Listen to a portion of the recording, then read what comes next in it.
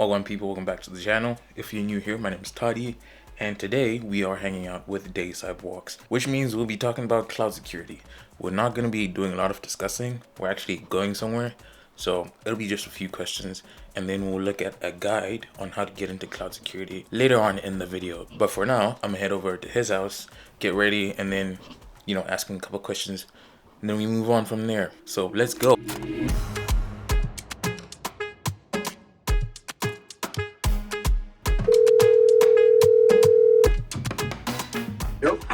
Yo, I forgot your apartment number. It's... Where you at? Actually, I can meet you outside. Okay. I'm still probably at the wrong building though. I'll come downstairs then. This man done changed his hair, bro. That's crazy.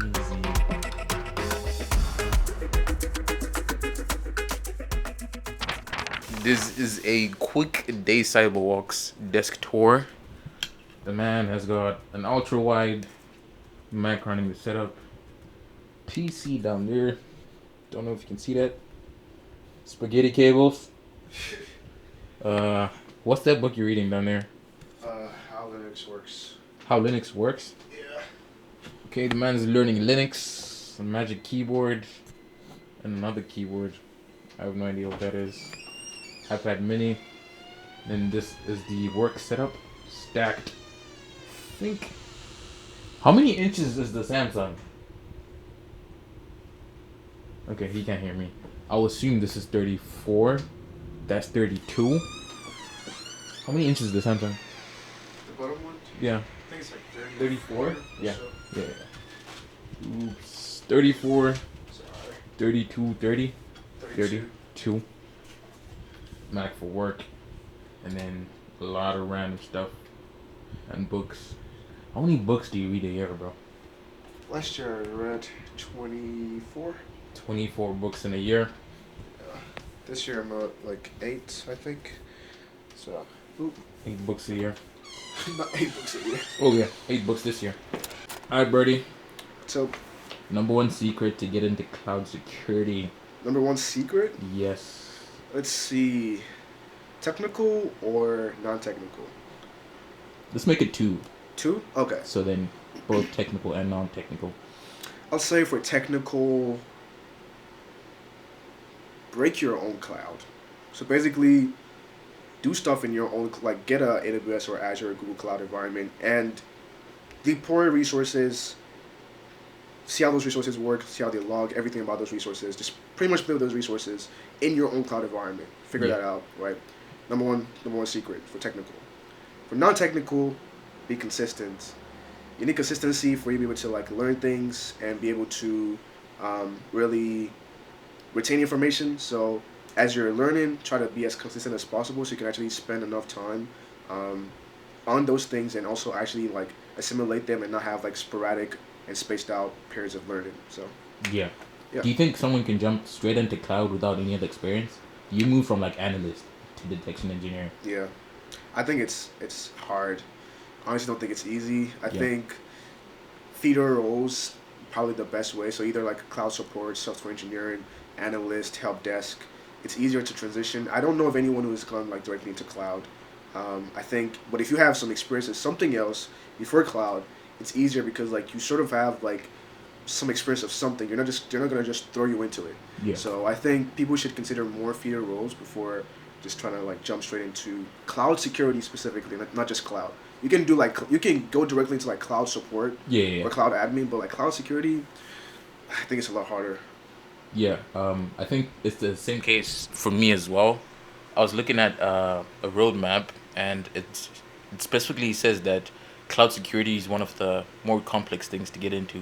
So you probably get into it after a year or two of some other experience. Yeah. But when we get back, we are going to be looking at the Learn to Cloud resource and how we can get ourselves into cloud. For now, we go enjoy some Amapiano. Yes, sir.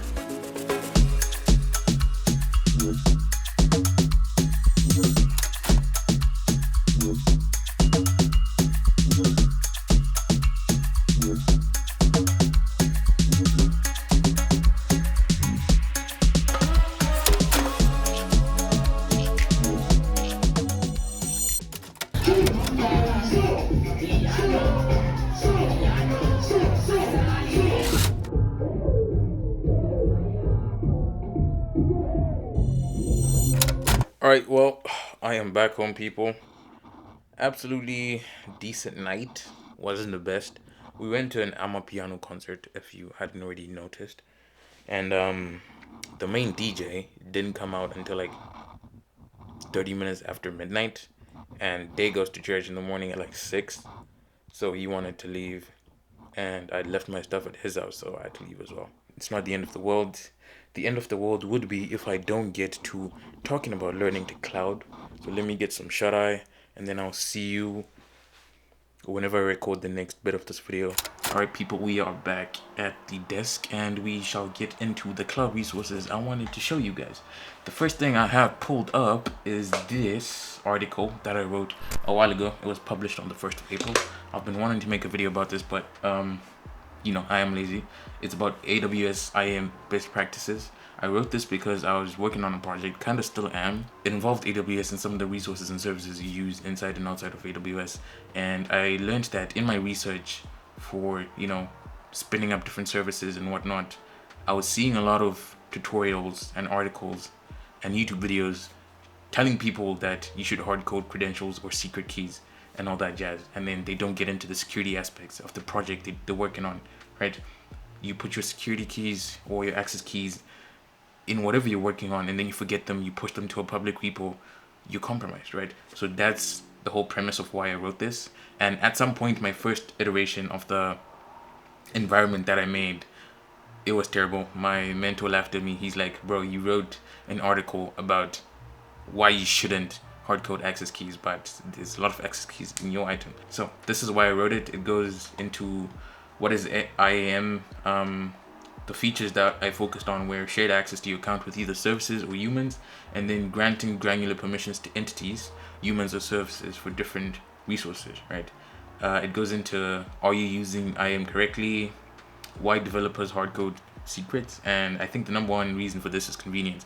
It's very easy to hardcode your credentials or your access keys and not have to worry about entering your password every time you want to test in AWS Vault, right? Stuff like that. And then a lack of resources, and then a lack of awareness. Like I said, a lot of these articles and courses that teach you AWS and other certifications, they might not get into the specific security aspects of all that fun stuff. And then opportunities for detection, key takeaways, TLDR. So if you're interested in knowing some of the best practices in AWS, I suggest you take a look at this. But the actual guide I want to show you guys is the Learn to Cloud guide, right? It's literally learning cloud from zero.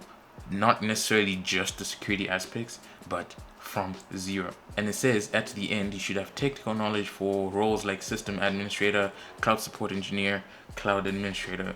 But we are hackers, right? We are mostly interested in the security aspects of cloud. So even if you're not interested in this other stuff, I do suggest you read it. But for now, we're going to skip to phase 5, which is cloud security fundamentals. It was written by Day. And the first section is, how does this phase apply to cloud? Yada, yada, yada. What I'm mostly interested in is the resources. There are a lot of free resources you could use to learn cloud. Labs, projects, all that fun stuff. Do all of these and you might just become a cloud expert. There's Hacktricks, a resource for hacking CI/CD pipelines in cloud environments, useful for both red and blue teams, hacking the cloud, flaws.cloud1, flaws.cloud2. There's CloudGoat, it highlights SAD Cloud, Convex, some Azure stuff, even some GCP, bro. GCP Goat, who knew that was a thing? I know I did, but did you? And also highlights some Kubernetes stuff. You know, you can practice hacking K8. And then there's projects you can work on. These seem to be more oriented to blue team stuff. So we might need to come up with our own red team projects to work on, you know, build some stuff and then break it. But if you do most of these, you will get really familiar with cloud, and then things you should be familiar with at the end of the phase. There's also a section for certifications you might want to look into. There's Microsoft, AWS, and Google certifications. And then for actual pen testing, there's the Certified AZ Red Team Professional, Certified Azure Web Application Security Professional, and then the Offensive Azure Security Professional, right? So there's a lot of good stuff you could look at. I use some of the resources here all the time. Absolutely love it. And especially if you want to start cloud pen testing, it's very overwhelming, but this condenses it and gives you a clear path on what you should do. But that is it for the video. take a look at the resources, read this article. It's fun, and I will see you in the next one. Peace.